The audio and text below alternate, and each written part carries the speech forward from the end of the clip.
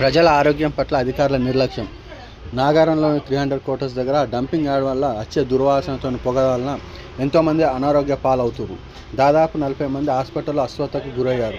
అయినప్పటికీ అధికారులు పట్టించుకోవట్లేదని సిపిఎం పార్టీకి సంబంధించిన మహిళా నాయకురాలు తీవ్రంగా ధ్వజమెత్తారు. మీకు ఏమైతుంది బెటర్ అని అడిగితే నాకు కళ్ళు మండుతున్నాయి, ముక్కు మంటలేస్తుంది, మంటలేస్తుందని వాళ్ళు మాటలు కాదు ఇక్కడ చూపించుకుంటూ చెప్తా ఉన్నారు. వృద్ధులైతే దాదాపు ఒక 4 నుంచి 5 వరకు ఈ హాస్పిటల్లో అడ్మిట్ అవ్వడం జరిగింది. కాబట్టి కమిషనర్ గారు పోయిన ఆదివారం రోజు మాట ఇవ్వడం జరిగింది. 15 రోజుల్లో డంపింగ్ యార్డ్ సమస్య లేకుండా మేము పరిష్కారం చేస్తామని. కాబట్టి 15 రోజులు కాకుండా ముందే, వారం తిరగక ముందే ప్రజలు హాస్పిటల్ పాలవుతున్నారు. ఈ డంపింగ్ యార్డ్ పైన ప్రత్యేక దృష్టి పెట్టాలి.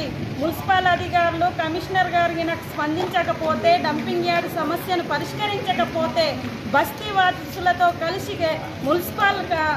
మున్సిపల్ ఆఫీస్ ఏదైతే ఉందో మున్సిపల్ ఆఫీస్ని ముట్టడిస్తామని చెప్పేసి ఈ సందర్భంగా సిపిఎం పార్టీ నగర కమిటీగా హెచ్చరిస్తా ఉన్నాం. ఈరోజు 11వ డివిజన్ డంపింగ్ యార్డ్ 300 క్వార్టర్స్ వద్ద ఉన్న డంపింగ్ యార్డ్ వల్ల పోయిన సండే నుంచి ఇప్పటి వరకు కూడా అది రోజు కాలి ఆ పొగ పెరిగి ఆ పొగ వాసనకు చాలామంది కూడా ఇబ్బందులు పడుతూ ఉన్నారని పోయిన ఆదివారం బస్తీ వాసులందరూ కూడా అక్కడ మున్సిపల్ ట్రాక్టర్స్ అన్నీ ఆపేస్తే అప్పుడు కూడా సిపిఎం పార్టీగా మేము వెళ్ళి మద్దతు ఇవ్వడం జరిగింది.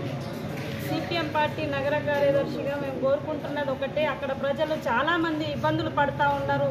ఈ పొగ వాసన పడక అక్కడ వృద్ధులు, చిన్నపిల్లలు ఆసుపత్రులు పాలవుతున్నారు. ఈరోజు కూడా ప్రజెంట్గా ఇప్పుడు కూడా విపరీతమైన పొగకు ఆ వాసనకు తట్టుకోలేక దాదాపు ఒక 4-5 వృద్ధులు ఇక్కడ హాస్పిటల్లో అడ్మిట్ అవ్వడం జరిగింది. వృద్ధులే కాదు, నార్మల్గా 30-40 ఏజ్లో మిడిల్లో ఉన్న వాళ్ళు కూడా ఇక్కడ మహిళలు అడ్మిట్ కావడం జరిగింది. ఎందుకంటే ఆ పొగ వాసన అంత ఘోరంగా ఉంది. మేము కూడా ఒక గంట వరకు కూడా అక్కడ అబ్జర్వేషన్ చేస్తే చిన్నపిల్లల్ని కూడా అడిగితే మాకు కళ్ళు మండుతున్నాయి, ముక్కు మండుతుంది, గొంతంతా మంట వస్తుందని చెప్తా ఉన్నారు.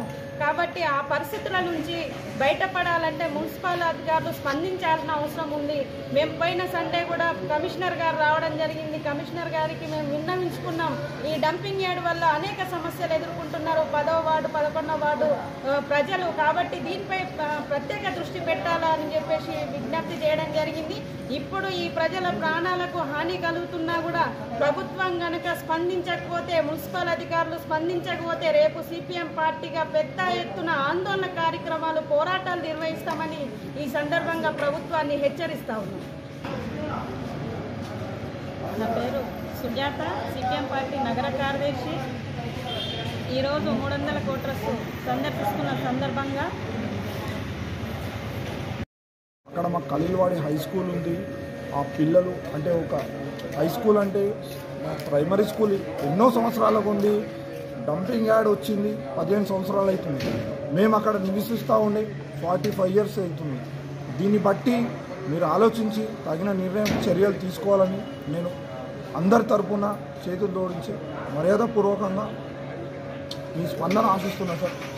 ఒక విధంగా ఒకవేళ మీ స్పందన లేకపోయినట్లయితే ఇట్లనే ఉండుంటే మా ప్రాణం కంటే మాకు ఎక్కువ ఏం కాదు, దానికి తగ్గట్టు మా చర్యలు కూడా ఉంటాయని నేను గవర్నమెంట్ కానీ, కలెక్టర్ గారిని కానీ, ఎమ్మెల్యే గారిని కానీ, మున్సిపల్ సిబ్బందిని కానీ అందరికీ నోటెడ్ చేస్తున్నాను సార్. దీని తర్వాత ఏమన్నా అయితే ప్రతి ఒక్క మనిషికి ప్రాణం కంటే విలువైంది ఎక్కువ ఆపద ఏముండదు. దానికి తగ్గట్టు మా కాలనీ వాసులందరూ కూర్చుండి చర్చుండి పెద్ద ఎత్తున దీనికి మేము స్పందిస్తామని మనస్ఫూర్తిగా తెలుస్తున్నాం. ఇప్పుడైతే మా యొక్క కాలనీవాసుని కార్పొరేటర్ లేరు. ఏ కాలనీవాసు నిజామాబాద్ 60 డివిజన్ల కార్పొరేటర్ లేరు. కలెక్టర్ గారు పాలన ఉంది కావున కలెక్టర్ ప్రజావానికి వెళ్ళినాము, మేము అప్లికేషన్ చేసాము, మా దగ్గర మెమోరాండం ఉంది. జేసీ గారు కూడా కమిషనర్ గారికి చెప్పడం జరిగింది. దీనికి ఎట్లాంటి కూడా స్పందన లేదు. మేము వెళ్తేనే వాటర్ ట్యాంకులు పంపిస్తారు.